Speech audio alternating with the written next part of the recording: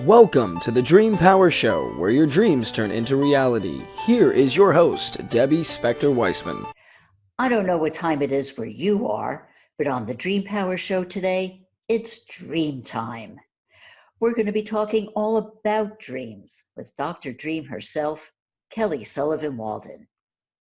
What can I say about my dear friend and mentor, Kelly? Well, she's one of the country's foremost dream experts, enriching thousands of lives from Fortune 500 executives to stay-at-home moms. You've seen her on Dr. Oz, you've heard her on Coast to Coast, and on her own show on Unity Online Radio. She has a monthly column in First for Women magazine, has written tons of books, and is the founder of Dream Life Coach Training, which is where she taught me how to achieve my own dream life.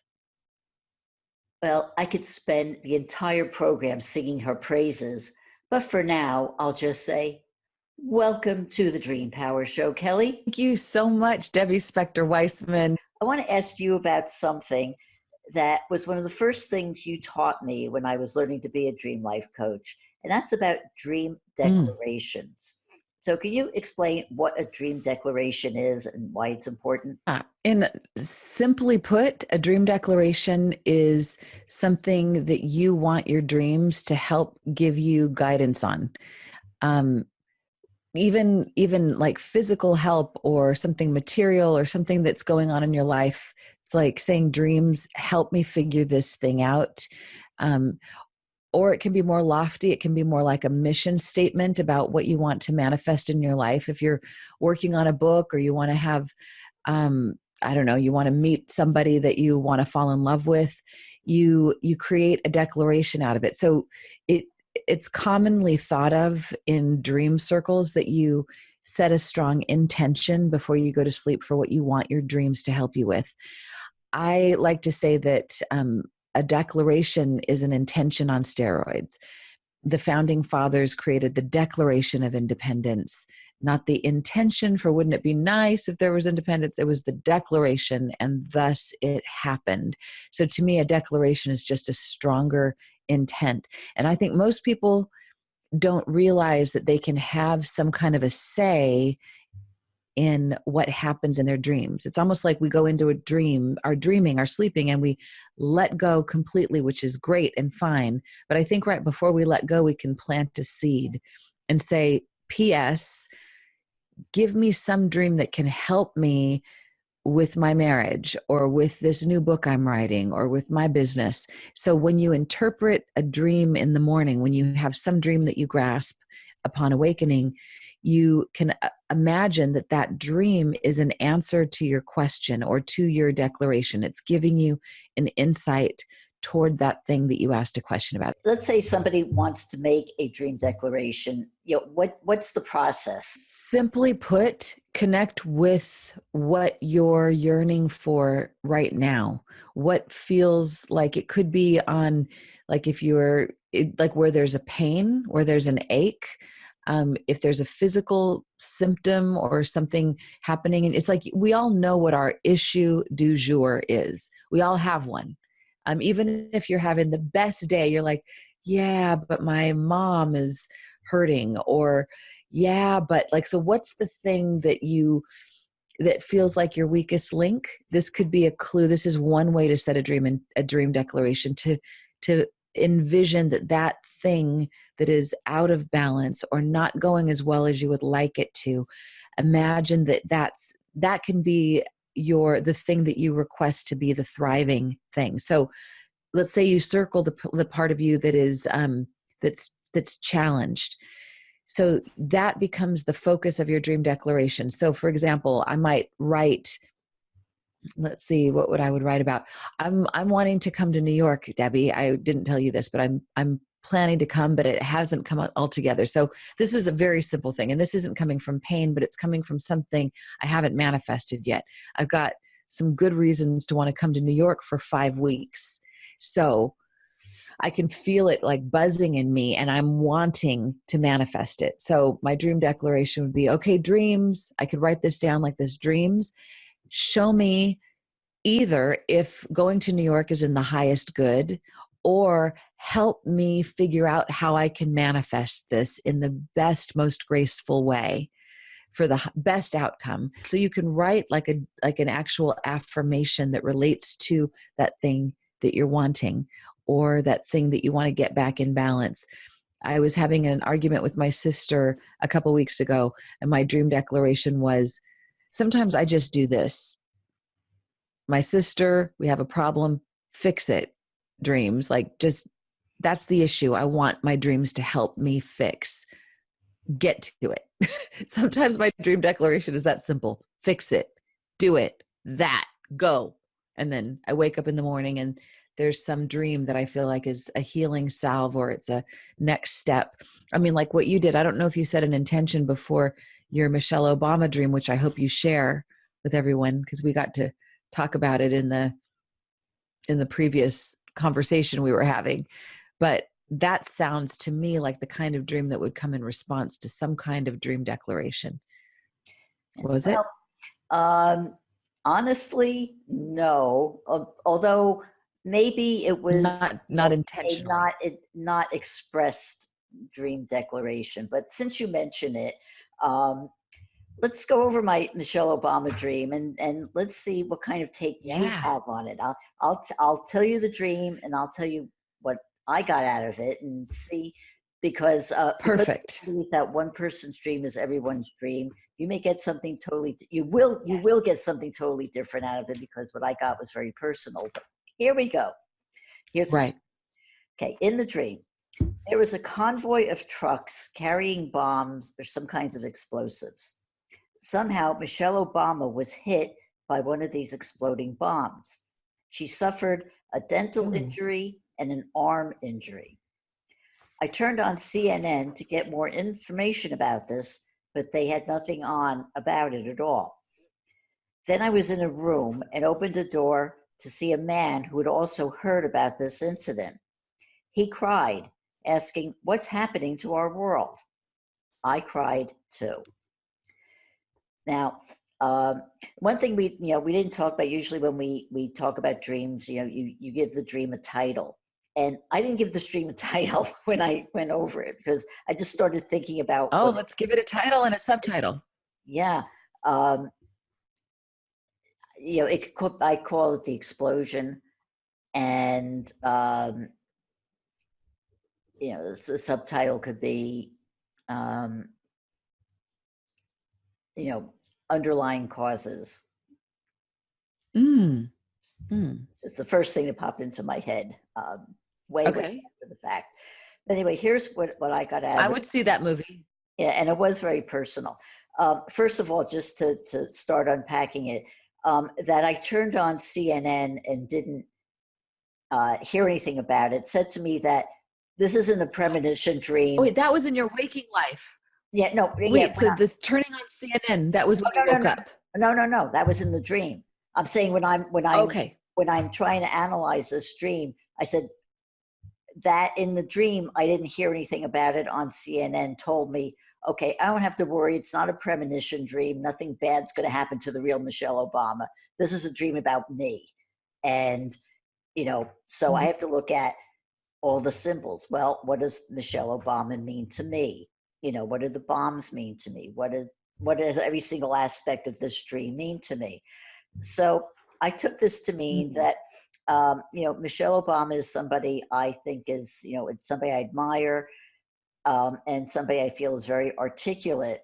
So that she had a dental injury meant that there was some problem with expression, self-expression.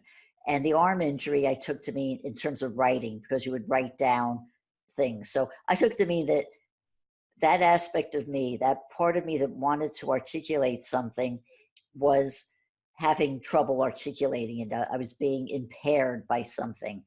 And the explosive bombs meant that it was something that needed to burst out of me, but wasn't.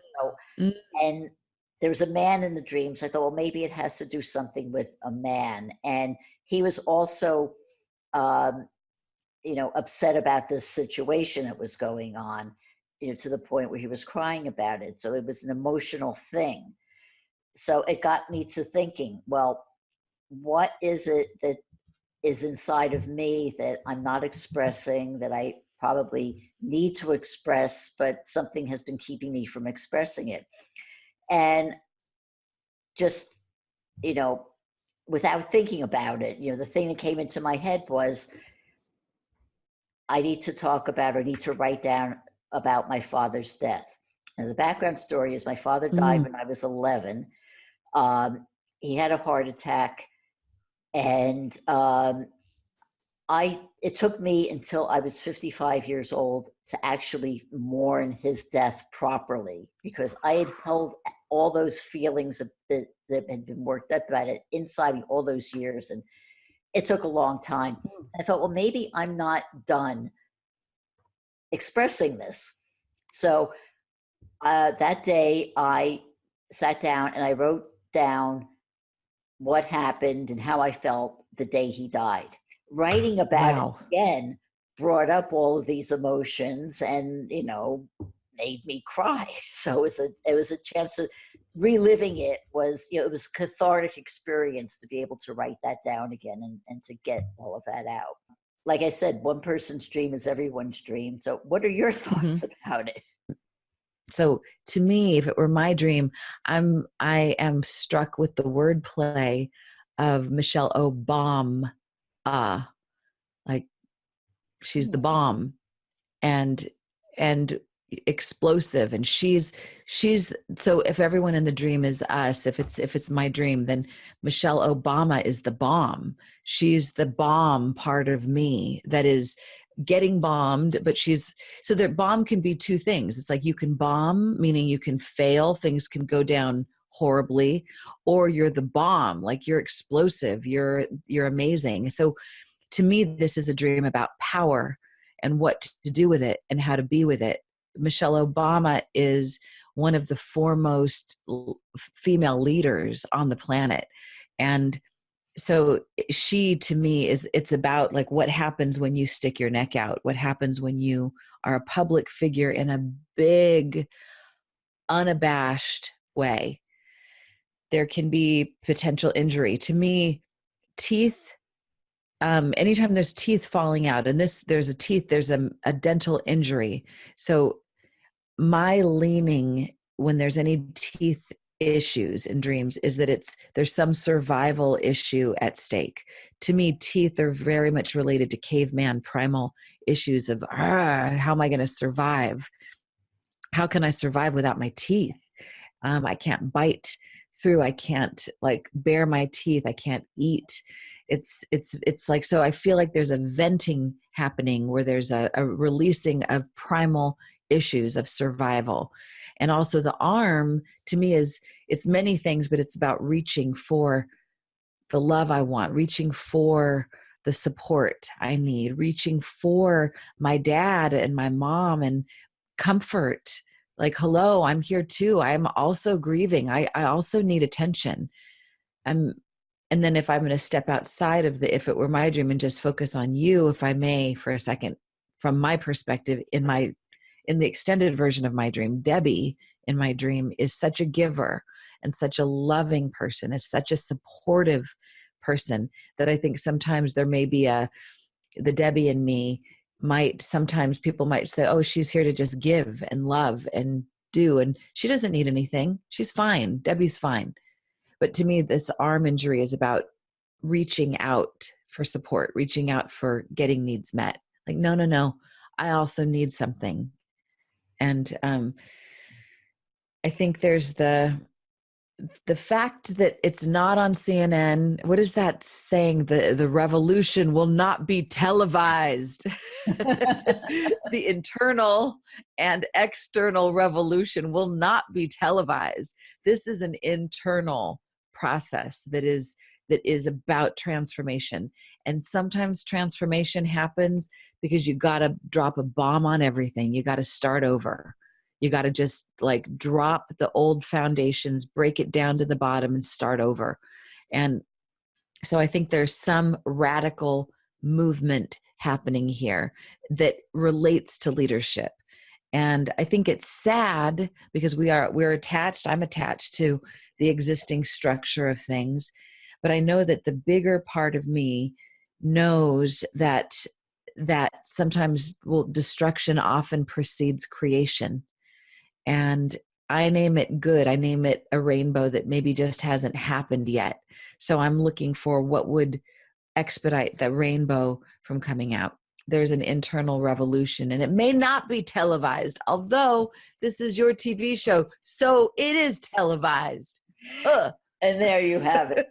Well, I tell you, you just did something there. You showed that, one, dreams are a living, breathing thing, and they go on. And even if you have a dream one night, you can go back to it and learn more about it because Yeah. there's so many different layers. You've shown that there are so many different layers to a dream. And this is why you are America's leading dream expert. And we're so lucky to have you. Wow. Thank you, Debbie. How can people find out more about you? Easiest way is to go to my website, kellysullivanwalden.com. And if that's too hard to spell, you can go to ihadthestrangestdream.com. All roads lead to the same place.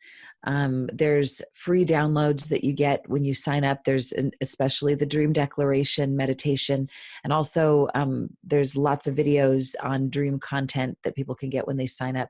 That's one way to be on the cutting edge of the stuff that I do. We've been speaking all about dreams with Dr. Dream herself, Kelly Sullivan Walden. We'll be right back with our next guest.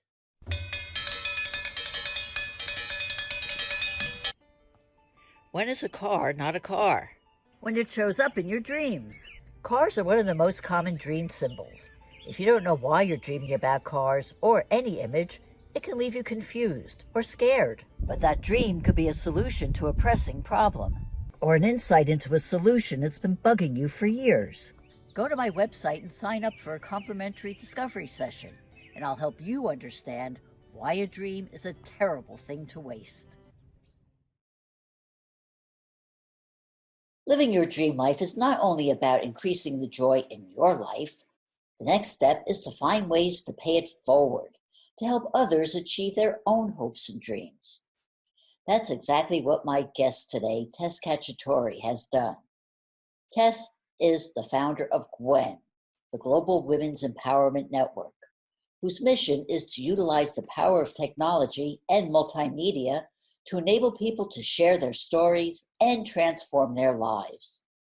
Welcome to the Dream Power Show, Tess. Thank you so much. It's good to see you again. I love that you have this show. Thank you for inviting me. Oh, you're quite welcome. Tess, not everyone is ready to pay it forward like you had. What made you decide to create GWEN? Well, that's a long journey question and answer, but I guess in short, it started off with me doing work when I was a teenager, doing give back when I was in high school, living in Des Moines, Iowa. Our high school, Catholic high school, had us do all these different programs, and I got really in touch with working with young kids and special needs at a very early age, and it transpired into having another foundation as well, World Trust, in 1993. GWEN became this culmination of being able to take my story to the next level. I released my book, Homeless to the White House, in 2018 in June. And it was the part of where we start to think about our power of revealing our pains and our stories so that we can heal. So Reveal to Heal is our big hashtag. And I just wanted to give a safe place for people to be able to talk about their programs, their lifestyles, and most importantly, the trials and tribulations and their abuses that they've gone through in life.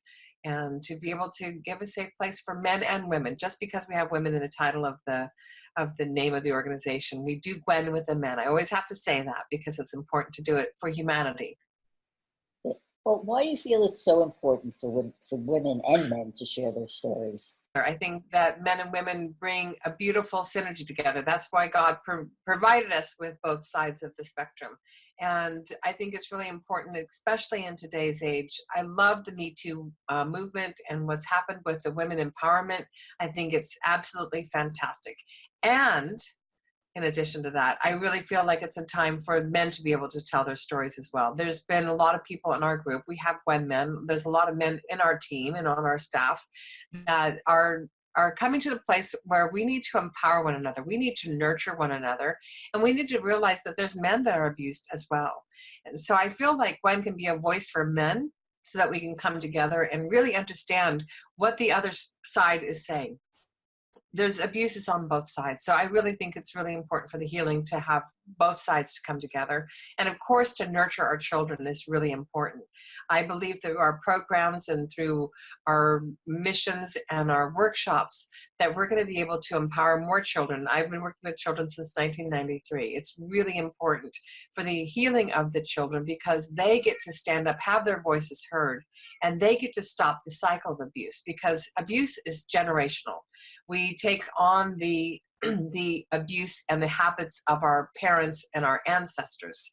So if you know a world that is not of abuse and bad language and putting yourself down or whatever, you don't go to school and become a bully. You don't become an abuser in your adult life or in your older years. You become someone who's a genuine human that's filled with love and life and purpose and passion, and really realizing that we're on this path as our own journey, but as a collective humanity. So it's important for us to be able to work across the aisle, so to speak, with all genders, all forms of life, and to really nurture ourselves and our children so the cycles of abuse can stop. Yeah, abuse of women is really, it's an awful situation.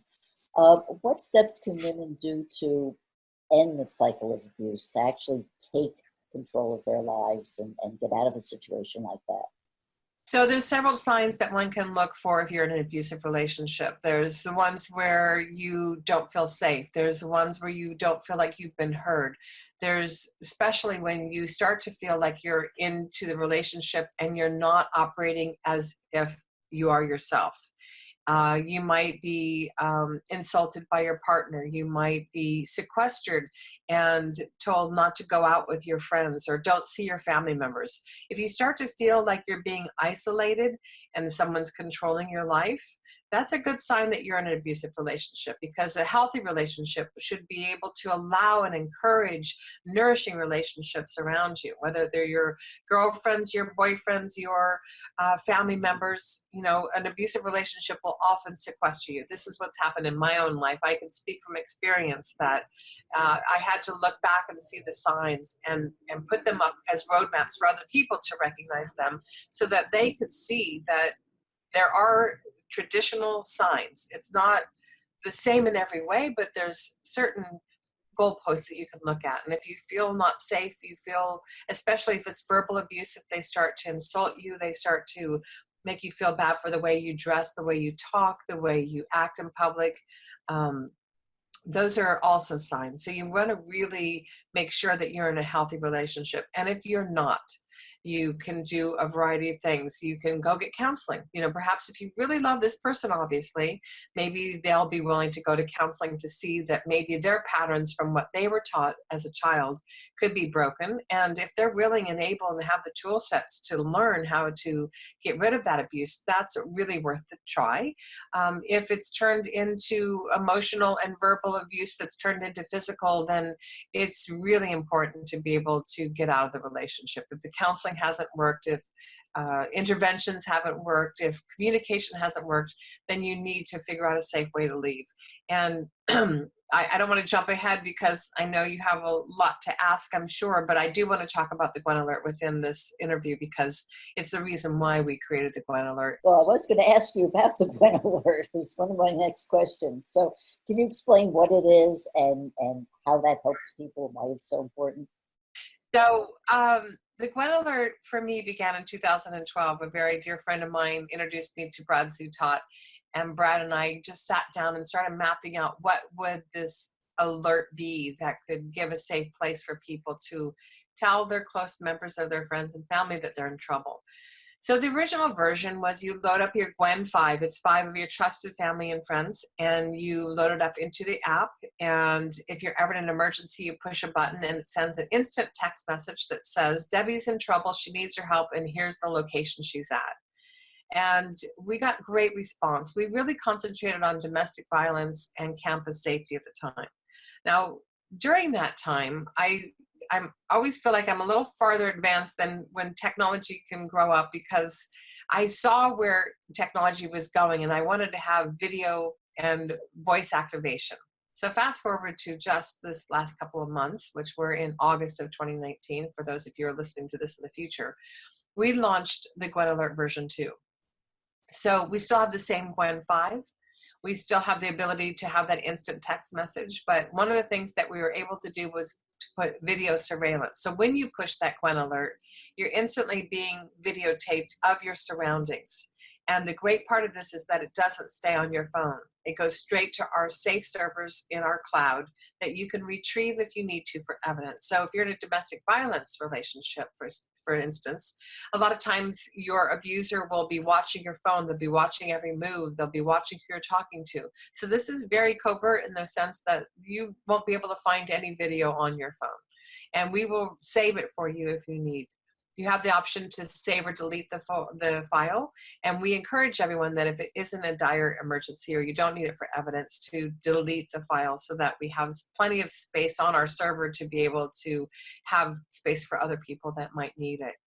The other cool features that we have is a video button. If you're walking to your car late at night, if you're on campus in between classes and you're walking and you feel unsafe, anytime that you feel unsafe, you know, in this day and age, we have a lot of places in public where you don't feel safe. You can push the video button and it records everything. So this is kind of a precursor to pushing the GWEN Alert. You're saying, okay, I don't feel safe. Nothing's happening yet. My intuition is kind of tickling me. Let's see if we can put the video surveillance up. You then at the end of that time have an option to save or delete. We also have a non-emergency text message, which I love. This feature is the ability to text your 5 people in an instant, and it might say something like, I just landed in Spain, I'm on my way to the hotel, everything is great so far, I'll keep you posted. Or it could be, I'm going on a blind date and this is the person's name, this is where we're going to be. If you don't hear from me by 11, contact me. And then you can educate your friends in your GWEN 5 about, you know, hey, I'm going to text you back and say, I'm home, I'm safe, I'm okay, or the date is going great. It's just a way for you to discreetly communicate with your GWEN 5 and let them know how you are. Then we have now a new feature where you can push a button, you're directly connected to 911. So when you're sending out to your GWEN 5 in this place of emergency, what's really great is you have 5 people that can come to your rescue where you're at the same time call 911. So you have 5 iterations of people calling to say, hey, my friend, my family member is in trouble. They're at this location. And it gives a lot of support into one direction. A lot of times when we're in major cities like we are, then we have the problems of time of getting through to 911 because it takes a long time to respond, or maybe it's even a remote area of the country. But if you have 5 people calling for that one call, there's a good indication that you're going to have some, you know, safe response. Also, in our times of need, in conclusion to this whole diatribe of the GWEN Alert, is that we unfortunately have much more use for the GWEN Alert than we have in the past. So not only is it about domestic violence and campus safety, where 1 in 4 young women are sexually assaulted during their time on campus, but also think about the increase of natural disasters. If you're in an earthquake or hurricane and you happen to click your GWEN 5 and you see, you know, there's a mass destruction of a building or whatever, you know, you can go to the authorities and say, I got a ping from my relative or my friend, and I know they're in there because we got the GWEN Alert. So I can tell you exactly where they are. So search and rescue can be able to respond to that accordingly. And as well, in the horrific times we're living in with hate crimes and public shootings, if we can have this safety tool in the palm of our hand and stay connected to our family members, I think it would be really a great tool to have. And the best part of it is you could go on your smartphone, go to the App Store and download it, and it's free. Tess, you're talking about Reveal to Heal, which is where people can share their stories with you. Can you give me some examples of some stories that have really touched you? One of the stories that I believe touched me the most, and I've just dealt with her this week on a continued part of a story, is a dear friend of mine who I've known for about 8 years, and I call her one of my dear GWEN gals. Her story began when she was age 4 and she was raped by her father. And it got worse from down there. That isn't bad enough, but as the story continues, she was continually sexually assaulted not only by her father, but her mother actually sold her to men in town for money.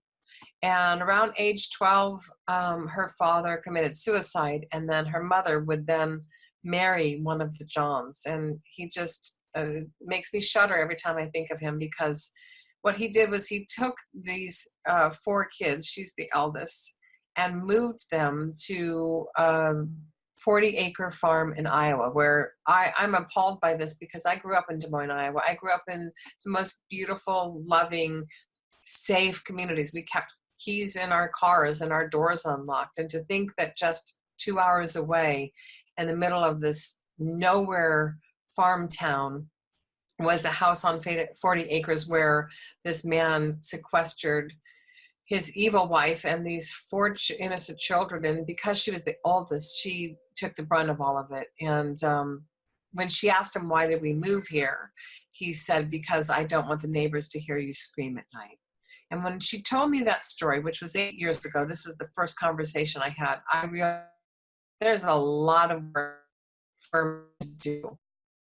This is the tip of the amount of stories, and that is just the tip of the iceberg of this woman's story. And she's today. We actually went back to the place where she was tortured, and just this week went back and took pictures and texted them to me. And it's horrific to see how people treat one another. I'm so appalled of the abuses that are going on. So I feel like that's my purpose and my passion, to be able to not only tell my own story, but to me, it pales in comparison to all the other stories that are out there. So I have to really, go through that whole quagmire of emotions. Like, well, who am I to tell my story when there's much worse out there? Well, I had to go through that. Does it matter? We're not grading and rating these stories. They're all horrific. And how can we heal? So the Reveal to Heal came as kind of a rhyme, because I love rhyming. And it came through this whole process of being able to reveal our story, to really reveal our inner truth and get to the inner beauty and to love ourselves. Self-love, self-reliance, self-empowerment is really the cornerstones of what we are going for. So ideally, within the next year, we're going to have this dream platform that I've been wanting to do for a long time, where people will be able to upload and tell their stories. I think we started this about 4 years ago, and a lot of people weren't ready to tell their stories. But I think with technology and the way people are actually feeling more confident through social media to reveal their stories, I believe that that's going to be the way that we can heal. We've been speaking with social activist, entrepreneur, and the founder of GWEN, Tess Cacciatore. We'll be right back with our next guest. Hi, my name is Debbie Spector-Weissman, and I'm the host of the Dream Power Show. This is the show where we talk about dreams, both daytime and nighttime dreams, and how you can use them to create a life you love. Join us as we explore the world of dreams on the Dream Power Show. I was looking around my Facebook feed the other day and came across something that sounded interesting, something called the Book of Dreams. Well, anything about dreams is going to pique my interest, and I was pleased to discover that it was created by 2 old and dear friends of mine, Margaret Dundas and Emily Grieves. Before I bring them on, I'd like to tell you a bit about them. Iva is a photographer and filmmaker.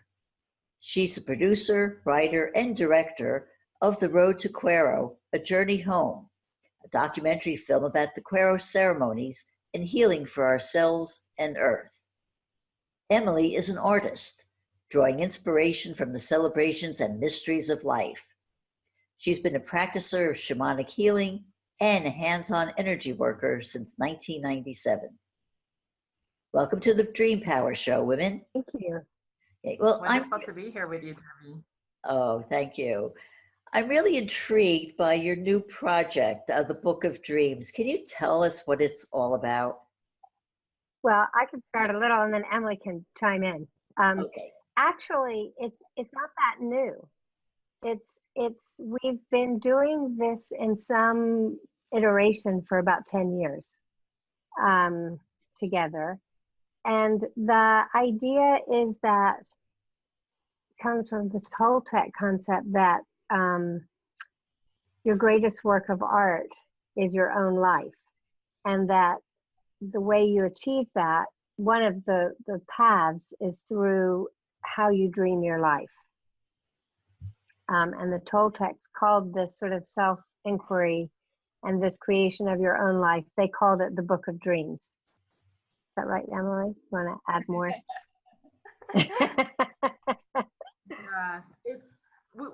As Iva mentions, we've been working together for about 10 years in this inquiry of how we can use our own innate creative capacity to direct us on a path during the course of our life to live a better life, to live a life of intention, to live a life of clarity, and to live a life that's always bringing us into connection with our own hearts and with all that is, something greater than ourselves, that in many traditions is actually called creator.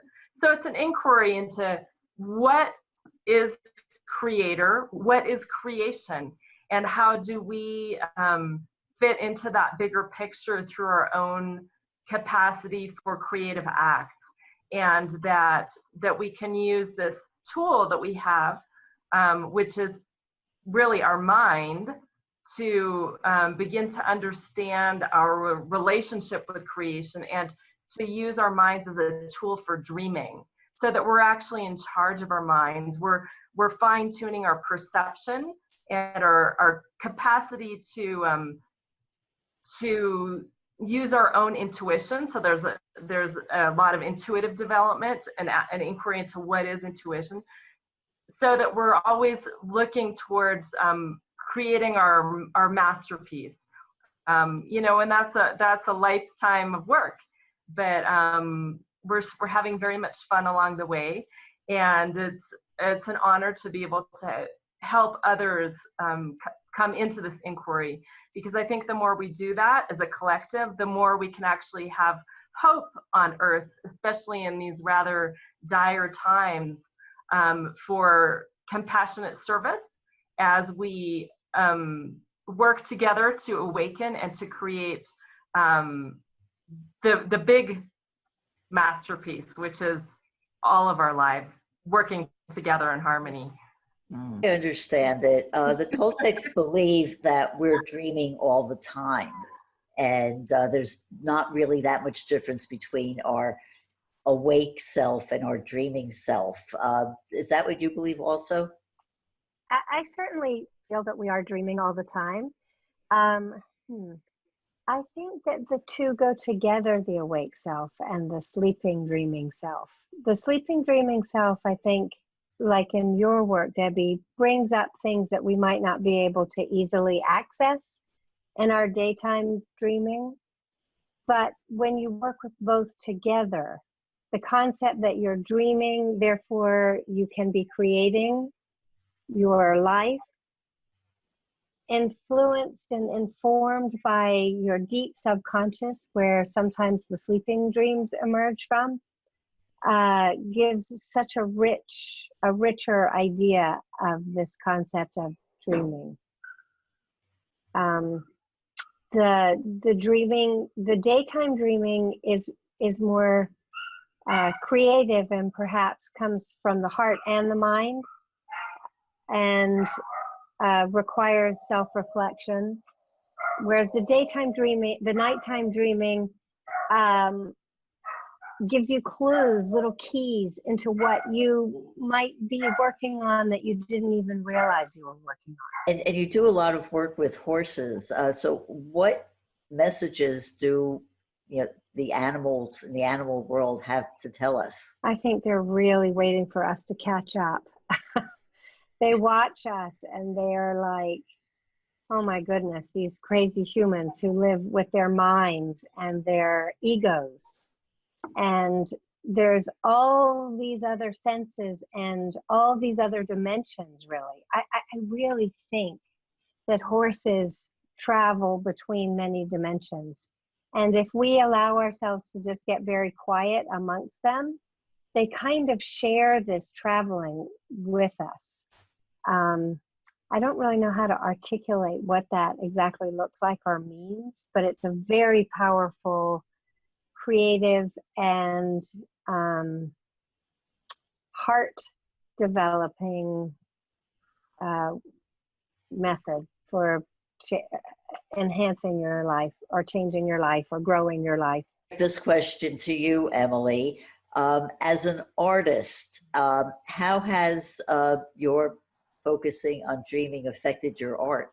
I began over the years, I've been working on ways, and specifically working with Iva around what we call shamanic creativity to begin with, but trying to find a way to merge creative work, painting and artwork, and in my case, visual art, with healing, energy healing of the self. And I discovered a number of years ago now, a teacher, Shiloh Sophia, who introduced me to this method called intentional creativity. And I ended up studying with her and becoming certified as a teacher in that method. And it really uses meditation, guided visualization, and dreaming as a way to bring one into image being revealed, that the inquiry, whatever inquiry you have in your life about any situation in your life, that you can dream and discover and kind of like cross the threshold into another dimension, bring back information and image, and begin to paint it. And that then seeing that information portrayed visually gives you more access to deeper places within yourself. So it's this cyclical way of accessing information that's really based in dreaming. And so it's changed my own life. I mean, the healing has been really, really deep, and it's changed my, even my style of artwork. It's deepened the energy of it. And it's given me a way to begin to work with other people to share this path. And so that's part of what we include in our work in Book of Dreams, is this intentional creativity to begin with an inquiry, and to move through a process of dreaming and drawing, collaging, bringing into visual form as a way to perceive more deeply the information coming forward. And it's kind of this beautiful dance begins to happen where people start discovering what lies beyond that portal, what lies in the realm of the great creation, and they begin to see it reflected as if looking into a mirror. And so it's affected me really profoundly, this notion of dreaming and creating as being really like 2 feet on the same path as a way to move forward. So. You have an event coming up soon that is actually inspired by the Day of the Dead. Can you tell me a bit about that? Well, Días de los Muertos, Days of the Dead, is my favorite holiday here in Mexico. It's like, I'll never forget the first time I was here for it. It just is the most colorful, aromatic, light-filled celebration of life, and a time of, portals opening, and a sense of the ancestors returning to be honored.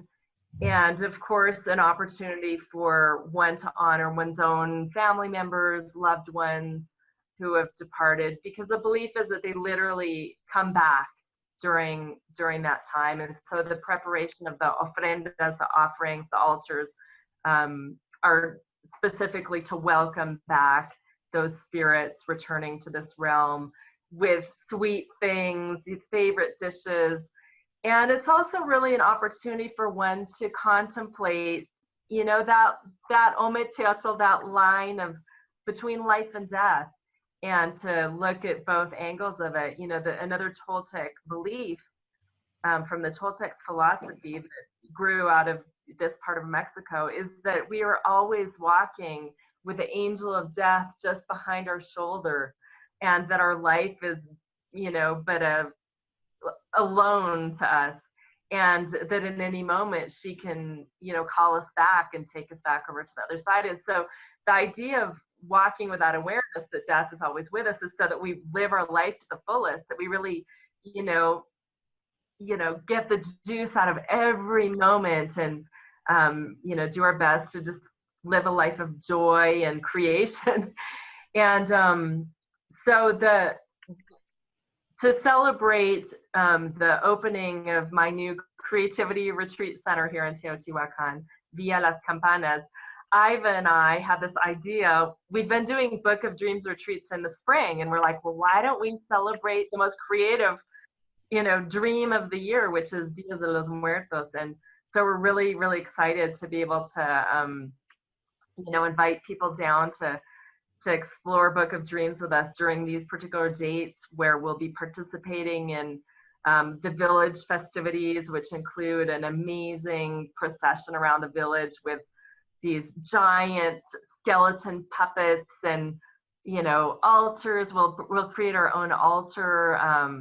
It's just filled with candlelight and copal incense smoke and the scent of fresh fruit like guavas that are on the altar. And we'll also be visiting Frida Kahlo's house, the Casa Azul Museum in Mexico City, and exploring Frida Kahlo as a person important in this idea of intentional creativity. Creativity is a way for healing, and also just her own walk along that line between life and death. She herself was a huge fan of this particular holiday. And so we wanted to incorporate in one of these great Mexican, almost like icon, I would say icon. I would call Frida Kahlo an icon, but a symbol in her own right for the very inquiries we'll be making around life, death, dreams, and creativity. If somebody is interested in joining you on this journey, how do they find out about it? In fact, either Iva or I on Facebook, or probably the easiest way is to go to my website where all the information is. And my website is EmilyKGrievesArt.com. We've been talking about dreaming and creativity with artists and healers Iva Margaret Dundas and Emily Grieves. We'll be right back with our next guest. Join me next time as I speak with these empowering creatives. Dream and sleep expert Sylvia Gover, author of The Optimized Patient, Harvey Warren, parenting expert Karen Good, and relationship coaches Marla and Jamie Keller. Next time on the Dream Power Show. What I love about working with dreams is that for me, it's a quick way to discover things about ourselves that may be hidden without our even realizing it. But that discovery is only step one. As a dream life coach, I can help you understand how this information ties into your everyday life. Yet, there are times we have to go deeper to really discover the source of what makes us really tick. And I found that one of the most effective methods of doing this is hypnosis. Strangely, a lot of people shy away from hypnosis because they have a lot of misconceptions about it, especially when it comes to using hypnosis to gain access to our past lives. To help us understand how hypnosis, and in particular, past lives regression, can benefit us, I'm happy to welcome our guest today, Brent Blankenship. Bryn is a certified master hypnotherapist, instructor, and director of her own hypnotherapy center. And she's the author of a new book, The Limitless Soul, Hypno-Regression Case Studies into Past, Present, and Future Lives. Welcome to the Dream Power Show, Bryn. Thank you for having me on. For those who don't really understand how hypnosis works or what its benefits are, can you give us a brief rundown of what hypnosis is and why it's effective? So hypnosis is a great way to get into the deeper part of ourselves. What it's doing is taking us out of the conscious mind and into our deeper wisdom, that innate wisdom that's in each of us. And it's a way to see things from another perspective and clear them, change them, move forward using what you learn in the session. And how is this effective in being able to uncover things for the person? At a conscious level, sometimes you don't recognize where an issue started or where a pattern began. And under hypnosis, you can go back to where that started. And that doesn't mean just current life. With this style of hypnosis, you can go into a past life or into the between and find out more about patterns that are carried forward, relationship issues, other things that you might not know consciously, but at a deeper soul level, you're aware of, because your soul is aware of all of your incarnations. So it's a way to go through your soul's history and identify issues, resolve conflicts. You can bring forward gifts, talents, abilities. You can release things that may be holding you back in your current life. The focus of your new book is on our soul and how we can access it through past life regressions to gain insights and resolutions to these long-standing issues. How do you define the soul, and how does accessing it help us? The soul is that part of us that stays behind when we incarnate. And we're in touch with that at a deeper level. The soul doesn't leave us, but a part of the soul comes here to this planet to inhabit these bodies and have these experiences. So my definition of the soul is that all-knowing wisdom that's within us, that it's always there, and it's always connected, and it knows what we need to know when we need to know it. How did you get interested in working with the soul in this aspect of hypnosis? I've always had an interest in reincarnation. Even when I was young, I would go to church with my family, and we would come out, and standing there with the preacher, he would look down at me, and I was about 4 years old. And during the service, I had been all ears. You know, I was just listening and taking it all in. So he would ask me, "Hello, what did you think about the sermon today?"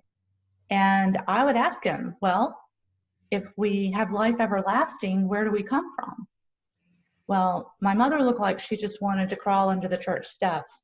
And I would hear the preacher stumble because he couldn't answer that question. And, you know, I've just over time had interest in reincarnation. And then as an adult, I found out there was this thing that was called past life regression. And I was really excited to study it. You have actually developed a technique, a different kind of past life regression technique called soul. The full name of it is Soul Expression Spiritual Regression, or what you call SESR. What is this, and how does this work? There are times where a past life session just isn't enough. It's not enough to get to some of the deeper mysteries that we have regarding our soul, deeper questions that we have. So with SESR, it's a current life assessment. It's a way to go in along the soul's history into the spirit world, into the cosmic realms, and connect with the soul, ask questions, find out more about why we're here, and find out about our unique qualities, our attributes. And it's a magnification of one's soul in their physical body. In doing this, it's not just about connecting, it's about bringing in that soul energy into the physical body so that you're more connected, you're a magnification of that soul's energy, and it helps you to align with your soul's purpose, so that you're finding and following your soul's purpose as you're making choices and moving forward in your life. How is your system different from other kinds of past life regression techniques? So there are a couple of different ways that you can experience a past life session. And with the assessor, you may or may not go through a past life to get to the end of the past life, to the death scene, and go into the spirit world. That's one way to access the spirit world. But with assessor, you're able to move more quickly into the spirit world and then have a view of all of your lifetimes. In soul reflection, you can review past lives. In the soul awareness area, you have an awareness of all of your abilities, all of your lives, all of your qualities of a soul as a soul, and what you've brought in for your current incarnation. So it's like a current life review that is taking place now, instead of waiting until the end of this current life where you die. You go into the cosmic realms, you meet with your guides and review the life. So midway through this current life, you can have this assessment, and it's a way to take advantage of that wisdom and apply it to your life moving forward, to be clearer in your choices, be more connected in your life, and know that help is available. Brent, in your book, you detail case studies of people who've benefited from understanding their soul's journey. Can you give us a couple of examples of how this works? Clients come in for all kinds of things. They come in to learn about their soul's purpose, find direction, get over fears, understand fears and worries that seem to be coming from nowhere. And through that, I've had clients give me incredible detail about why they're here, what they're coming to do, and how that pre-planning of our soul's experience here on earth works. So one of the clients in the book that she just gave such an eloquent description of this is Claire. Claire speaks about how in pre-birth planning, she worked with the Soul Advisory Council and her spiritual team to bring in what she would need into her suit, which is an invisible suit, which she referred to as her birthday suit. So in this suit that's with us when we're born is everything that we're going to need along the way. And we have access to that when we're in the womb. We have access to that just prior to incarnating. And during our lifetimes, these attributes will be made available as needed. So if you are a person that is seeking direction and you are musically inclined, and all of a sudden you write a song or you play some music, you don't know where that came from. It could be that you brought that in with your birthday suit because it just flowed through you because you had a nice connection where you're basically channeling your soul to gather that information and put it into a tangible form. It doesn't have to be music. It doesn't have to be artistic. It can be other things that we develop too, like chairs. The idea of a chair came from some person. They developed a chair, and then someone else decided to make a specific kind of chair.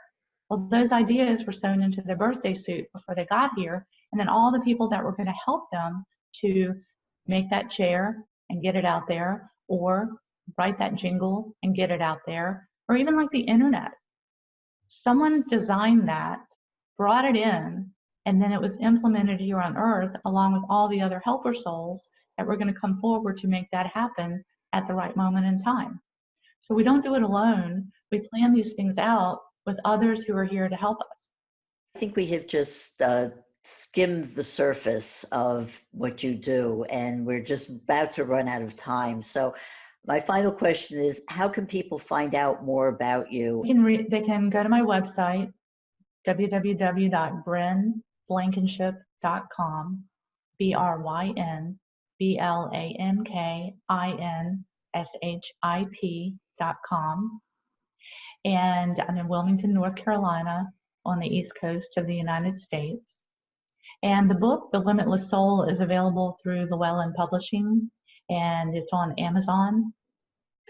We've been speaking with Master Hypnotherapist Bryn Blankenship about past life regression and about our soul on the Dream Power Show today.